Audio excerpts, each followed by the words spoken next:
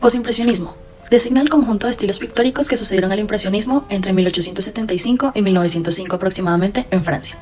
No se trató de un movimiento con programa propio, sino un periodo en el que la generación de artistas desarrolló la voluntad diferenciadora del estilo, inducida por el impresionismo. El término postimpresionismo fue acuñado por el crítico británico Roger Fry en 1910, tras una exposición de Paul Gauguin, Paul Cézanne y Vincent van Gogh en Londres. Expresar la subjetividad a través de las formas trajo consigo la liberación del estilo artístico. Los postimpresionistas no pintaron siguiendo la academia o tendencias grupales, más bien se esmeraron en encontrar un estilo plástico único que no solo los expresara, sino también los distinguiera individualmente. En consecuencia, fue muy diverso. Aún así, pueden apuntarse algunas características comunes, como lo son: la subjetividad priva sobre la verosimilitud. Hasta el siglo XIX, el arte occidental se basaba en la imitación de la naturaleza. Por eso, los artistas se esmeraban en lograr un efecto de verosimilitud. El posimpresionismo se atrevió a alterar las formas de la naturaleza en función de la expresión personal. Claro que los románticos fueron los primeros en proclamar la subjetividad en el arte, y los impresionistas habían hallado nuevas técnicas, pero ambos seguían fieles a la verosimilitud. Por ello, aunque el posimpresionismo fue romántico en su propósito, representó un punto de cambio estético. Por ejemplo, en el lienzo de La noche estrellada de Vincent van Gogh, las figuras se exageran o deforman mediante diversos recursos técnicos, para expresar el modo en el que el artista se percibe a sí mismo frente a la realidad. Color con fines expresivos. El uso de los colores en el posimpresionismo no se corresponde con la naturaleza, sino con las intenciones expresivas de los pintores. Asimismo, con frecuencia estos colores se usan puros sobre grandes superficies, lo cual anula la profundidad espacial. Así, los colores son símbolos de un lenguaje particular de cada artista, y deben ser interpretados en contexto. Por ejemplo, en el cuadro La visión tras el sermón, de Paul Gauguin, podemos ver el uso de superficies de colores planos y contrastantes entre sí. Asimismo, el pintor desafía los códigos de representación del mundo angélico y espiritual, por medio de la coloración rica en contrastes. Exploración de técnicas plásticas. El posimpresionismo dio paso a la indagación en los lenguajes plásticos y técnicas pictóricas. Entre algunas de esas técnicas y recursos se pueden encontrar el puntillismo. Se compone de formas mediante la aplicación de millares de puntos uno al lado del otro. Tendencia de geometrización de las formas mediante su reducción a elementos básicos. Contornos gruesos y bien delineados. Zonas de color plano sin preocupación por el volumen de las figuras. Supresión de la profundidad espacial en la mayoría de los casos. Y el uso de pinceladas gruesas y manchas. Y el interés por lo exótico.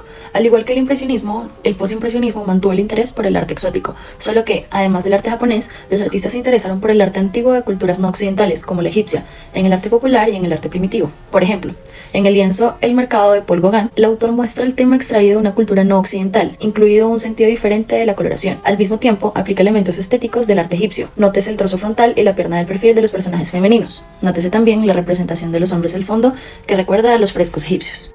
Dado que el posimpresionismo fue muy diverso, conviene revisar algunos de sus artistas más destacados y detenernos en sus particularidades. En realidad, ningún artista fue parecido al otro, excepto en la voluntad de expresión individual y la pasión por el color. Vincent van Gogh. Influido por los impresionistas y los grabadores japoneses, Van Gogh experimentó con las técnicas de la época. Apasionado por los colores intensos y puros, utilizó las pinceladas ondulantes, amarillos, verdes y azules intensos, que asimismo recreaba la belleza a través del color. Van Gogh no retrataba la realidad como era, sino como era sentida por él. En la obra Terraza de café por la noche, Van Gogh muestra por primera vez el motivo de los cielos estrellados, el cual se volverá recurrente en sus obras posteriores. Nótese también la irrealidad de los tonos amarillos encendidos. Son tonos que la luz de un candil no puede dar. Se trata pues de un color intensificado al asociarse a un estado de ánimo. Algunas de sus obras más importantes son La noche estrellada, Girasoles, Autorretrato y Habitación d'Arles. Paul Gauguin. La propuesta de Gauguin se centró en las superficies amplias y planas cargadas de un color encendido, pretendiendo con ello volver a la comunicabilidad del arte popular. Con este propósito se sumergió en el arte primitivo bretón y estudió también las formas arcaicas del arte. Por ejemplo, en el lienzo de Cristo Amarillo, Gauguin se inspira en la talla policromada anónima del siglo XVII. El carácter popular, localizado en la iglesia de Trémolo, en las cercanías de Pont-Aven, abarca un espectro de temas muy amplio, desde unas escenas de la vida cotidiana hasta las escenas cargadas de superstición. Su osadía colorística constituyó el presente fauvismo.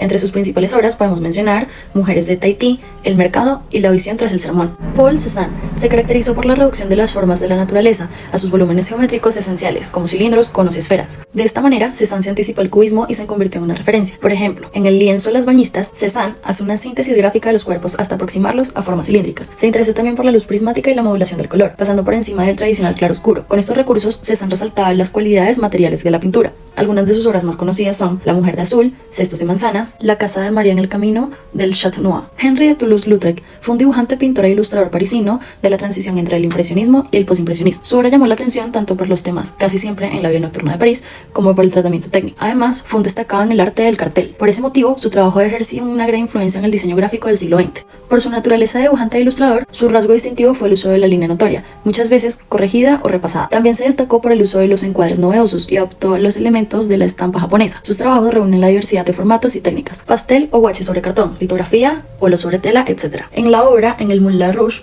el baile, puede distinguirse el predominio de la línea, algunas veces gruesa y bien delimitada y otras veces complementaria o repasada. Entre sus obras más conocidas se cuenta En la cama, El beso de Moulin Rouge, La Golou.